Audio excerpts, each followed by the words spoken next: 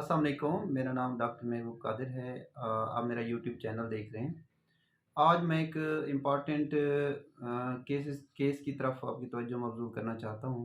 अक्सर क्लिनिक में हमारे पास पेशेंट आते हैं, तो कंप्लेंट करते हैं कि डॉक्टर साहब मेरा दिल घबराता है, मुझे घुटन होती है, मुझे बेचैनी होती है, मेरा एकदम साँस रुक जाता है और ऐसा लगता है मेरा अगले लम्हे साँस बंद हो जाएगा और ऐसा लगेगा मैं मर जाऊँगा। तो फ़ियर ऑफ डेथ, घुटन, घबराहट, बेचैनी और रात को नींद ना आना, ये एक रोज़मर्रा की कंप्लेंट्स हैं। अक्सर पेशेंट इन कंप्लेंट के साथ हमारे पास क्लिनिक चेकअप के लिए आते हैं और आउटडोर में अक्सर प्रेज़ेंट कर रहे होते हैं। तो अक्सर मैंने अपने एक्सपीरियंस में देखा है कि इस तरह के patient most of the time मैदे की खराबी का शिकार होते हैं। मैदे में उन्हें मसला होता है। मैदे से मसले से मुराद ये है कि उन्हें मैदे में दर्द, जलन, तेज़ाबियत, उसी तेज़ाबियत की वजह से एब्डोमेन फूल जाना, वही गैस ऊपर दबाव करती है जिससे घुटन, बेचैनी होती है। उस बेचैनी में ना वो पैनिक सी कैफ़ियत, वो ये काफ़ी अरसे से चल रहा होता है सिलसिला, जिसके लिए वो एहतियात नहीं कर पा रहे होते। डाइट में स्लीप पैटर्न उनका ठीक नहीं होता और उसके साथ-साथ डाइट के साथ-साथ वो स्मोकिंग कर रहे होते हैं या फिर जो है ना अपना पानी, फ्रेश फ्रूट, जूसेस का इस्तेमाल टाइमली नहीं कर रहे होते।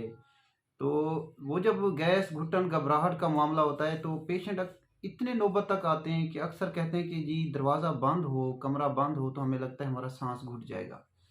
दूसरे नंबर कहते हैं कि हम फ़ौरन दरवाज़ा खोलते हैं, बाहर जाना पड़ता है और रात को उठना पड़ता है और अक्सर पेशेंट की फैमिलीज़ डिस्टर्ब होती हैं कि हमें रात को फ़ौरन इमरजेंसी लेके जाना पड़ता है कि इसका साँस रुक जाएगा। और अगर अब एक तरफ हमने कुछ देखा कि पेरिफेरी के हमारे कोलीग जिनका उस लेवल पे एक्सपीरियंस आई थिंक नहीं है, जो वो उनको इन्हेलर दे रहे होते हैं, साँस के जो पंप वगैरह है वो इस्तेमाल करा रहे होते हैं। तो काफ़ी सारे पेशेंट हमने देखे, इनको इन अलामात को हम लेमैन टर्म में अगर कह लें तो तबखीर मैदा कहते हैं। ऐसे मरीज़ जो बदपरहेज़ी करते हैं, ओवर ईटिंग करते हैं, जिनका वज़न ज़्यादा होता है, अपने खुराक में इत्तेदाल नहीं रखते, खाना खाया और बेड पे सो गए, उन्हें पेट में दर्द, अफारा, गैस, इस गैस की वजह से जब गैस दिमाग के ऊपर दबाव करती है, तो दिल में घुटन, बेचैनी और ये शॉर्टनेस ऑफ ब्रेथ और नींद ना आना और खौफ सा होना, और इस खौफ के साथ-साथ वो लगता है कि मुझे कुछ हो जाएगा, मैं मर जाऊँगा। तो जो फ़ियर ऑफ डेथ, इस तरह की जो कंप्लेंट्स होती हैं, मोस्ट ऑफ द टाइम ये तबखीर मैदा की वजह से होती हैं। और कुछ पेशेंट्स को तो हमने ये सुना है कि वो इवन के वॉशरूम जाते हैं तो दरवाज़े की कुंडी नहीं लगाते, इस फ़ियर के साथ मुझे अंदर कुछ ना हो जाए। तो बंद कमरे में घुटन एनवायरनमेंट में महसूस होती है। तो ये जो एक थोड़ी-सी कॉमन टर्म तेज़ाबियत, मैदे में जलन, कॉन्स्टिपेशन, इस हवाले की जो रूटीन से हट के एक कंप्लेंट है, इस कंप्लेंट को मैदे की खराबी का हिस्सा ज़रूर समझा जाए।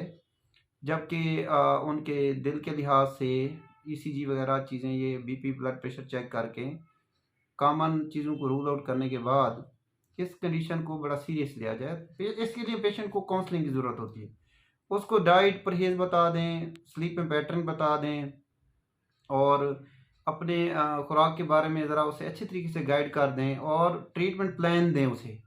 उस प्लान में कितने अरसे लेना है, पहले फुल टाइम ट्रीटमेंट, ट्रीटमेंट के साथ फिर अब स्टेप डाउन होना है और एंग्ज़ायटी भी साथ इसको देने पड़ते हैं ज़हनी दबाव के लिए, जिससे उन्हें नींद आए। ये जो स्ट्रेस फैक्टर है उनके माइंड से रिलैक्स हो तो वो बिल्कुल कंफर्टेबल ज़ोन में चले जाते हैं।